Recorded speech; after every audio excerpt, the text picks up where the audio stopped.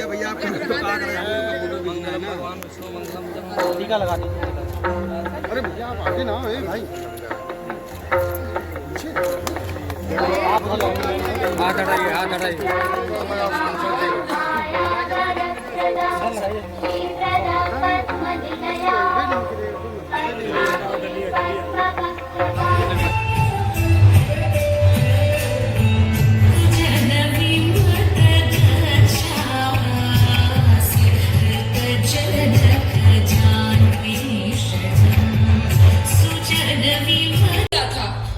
नहीं रानी, नहीं, ऐसा ना करे रानी।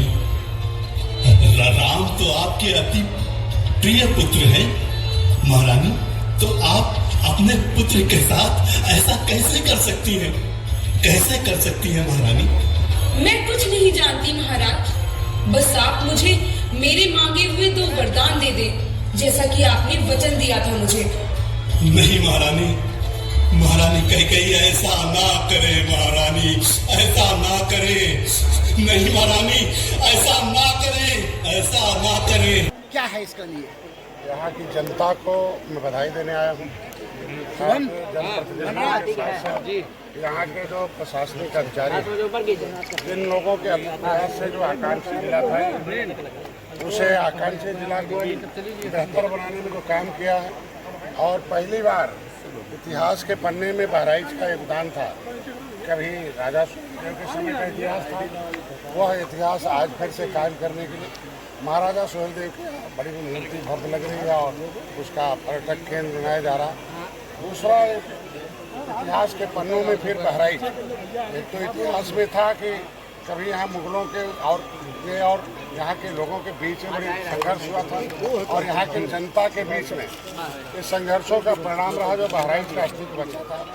फिर से बहराइच में क्या क्या है, बहराइच महोत्सव की शुरुआत पहली बार है। मैं भी सौभाग्यशाली हूँ कि मेरे मंत्री बनने के बाद हमेशा सत्ता आती है तो हमेशा कोई न कोई मंत्री प्रभारी रहता है, लेकिन हमें अवसर प्रदान हुआ कि कम से कम बहराइच का जो बहराइच महोत्सव की शुरुआत हमारे कार्यकाल में शुरू हुआ, और यहाँ के अधिकारियों को बधाई दूंगा, यहाँ के क्षेत्र की जनता और यहाँ के जनप्रतिनिधियों और आप पत्रकार बंधुओं के इस जो प्रिंट मीडिया, इलेक्ट्रॉनिक मीडिया है, सही खबर पहुँचाते रहे, आईना के रूप में जो कमियाँ रही उजागर करते रहे, चाहे पक्ष हो चाहे विपक्ष हो, सबके बारे में आप सचेत करते रहे, और यहाँ की जनता को जागरूक करने में और हमारी सरकार ने क्या क्या योजनाएं दिल्ली की आई, क्या क्या योजनाएं उत्तर प्रदेश की आई, क्या क्या हमारे सांसद ने लड़के लाए दिल्ली से, क्या क्या कितने मीटर कितने किलोमीटर मतलब सड़क बनवाई, कितने विभाग के कौन कौन से इंफ्रास्ट्रक्चर हैं, क्या क्या परियोजनाएं लागू किया, हमारे विधायक लोग, हमारी सरकारों ने क्या क्या किया है, वो सब धीरे धीरे हमारे स्टॉल के माध्यम से पता चल रहा।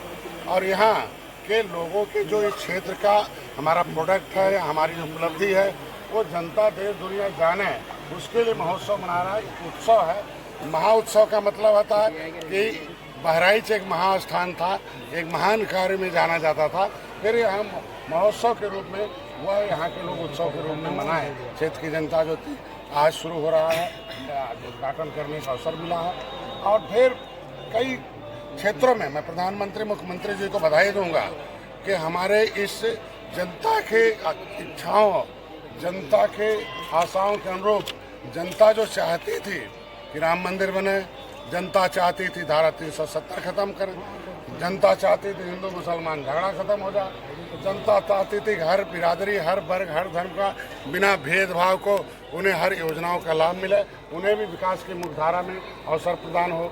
जनता चाहती थी कि हम अमन चमन से रहें, सभी लोग रहें, ये लोग आज के दिन में।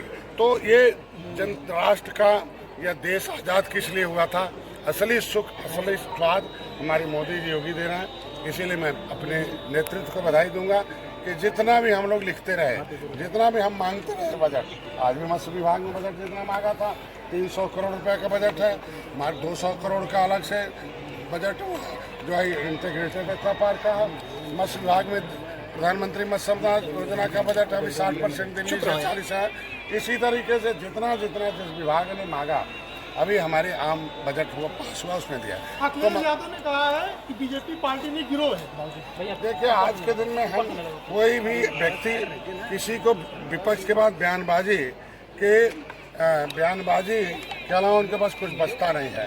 अपने समय का देखें, पहले यहाँ की जनता पूरा देश एक ही चीज़ जानती थी कि सैफई में एक महोत्सव होता। सैफई में माननीय मुख्यमंत्री जी पैदा हुए थे मुलायम सिंह, इसके वजह से वहाँ महोत्सव मनाया जाता था। लेकिन हमारी सरकार लगभग हर जिले में महोत्सव बना रही है, हर उस ऐतिहासिक जगहों महोत्सव बना रही है। इसलिए हम जनता की सरकार, जनता के द्वार है और यहाँ के जनप्रतिनिधियों के भाजपा के 400 पार करने के संकल्प को लेकर के विपक्षी गठबंधन एक हो रहा है। इंडिया गठबंधन एक हुआ है, इसको लेकर के आपको क्या लग रहा है कि वो भाजपा को कितना शिकस्त दे सकती है? पहले तो मैं तुम्हें कहूँगा कि विपक्षी जितने हैं ये बार बार बैठक करके गठबंधन करके जो फोटो खिंचा के ये साबित करते हैं कि देश में मोदी के सामने नहीं कोई खड़ा है। मोदी जी के पास एक 25 साल का गठबंधन का इतिहास है और एनडीए का, और 25 साल से जिसके साथ हैं वो है, और वो सारे गठबंधन ने तय किया है कि मोदी जी के नेतृत्व में चुनाव लड़ना है, मोदी जी को प्रधानमंत्री बनाना। और मोदी जी ने आश्वस्त किया है कि जिस तरीके से देश की अर्थव्यवस्था चौपट थी उसे 10वें से 5वें पर लाया हूँ। जन कल्याणकारी नीतियों को धरातल पर पहुँचाने में जो कि उसे पहुँचाया जाएगा और भारत को फिर विश्व गुरु बनाना। हम 39 पार्टियों ने तय किया है कि मोदी जी के नेतृत्व में। विपक्ष की बात जिसकी कर रहे हैं वो बिन दूल्हे के बारात हैं। अभी एक दल तो दिख जाते हैं, दिल नहीं है, क्योंकि जो एक दूसरे कांग्रेस के गलत नीतियां, षड्यंत्रकारी जो नीतियां रही उसके परिणाम की देन रही समाजवादी पार्टी। आज के दिन में देख सकते हैं 2017 में सपा और कांग्रेस का एक गठबंधन हुआ था। 100 सीटें कांग्रेस लड़ी थी, 300 से ऊपर 300 सीटें सपा लड़ी थी। देख लो कांग्रेस साफ हो गई और साइकिल हाफ हो गई। अब इस बार देखो दोनों साथ में हैं, बचा खुचा समाजवादी। मंत्री जी एक सवाल ये है कि कल एक अखिलेश जी ने ये कहा है कि बीजेपी जो है वो कोर्ट पर और उसके अलावा जो है संविधान पर इस तरीके से मतलब हमला करते हुए नौजवानों के मुस्तकबिल से खिलवाड़ कर रही, नौजवानों के भविष्य से खिलवाड़ कर रही। इस पर आपका क्या कहना है? कोरोना में पता चला था कि 70 साल से सरकारें तो थी जी, हमने तमाम प्रधानमंत्री भी उत्तर प्रदेश से दिया था जी, लेकिन कोरोना में पता चला कि जो है गुजरात से, जो है बॉम्बे से, दिल्ली से कितने नौजवान पैदल आ रहे थे। आज हमारी सरकार ने नौजवानों को जगह दिया है, चाहे सब विश्वकर्मा सम्मान निधि हो, चाहे किसान को, चाहे हर क्षेत्र, कृषि को भी हम लोग विज्ञान से जोड़कर उन्हें व्यापार, आज के दिन में पॉलीपैक खेती हो रही है, कृषि को भी हमने व्यापार से जोड़ा। मत्स्य विभाग देखिए, आप समझ सकते हैं कि कैसे रोजगार मिलता है।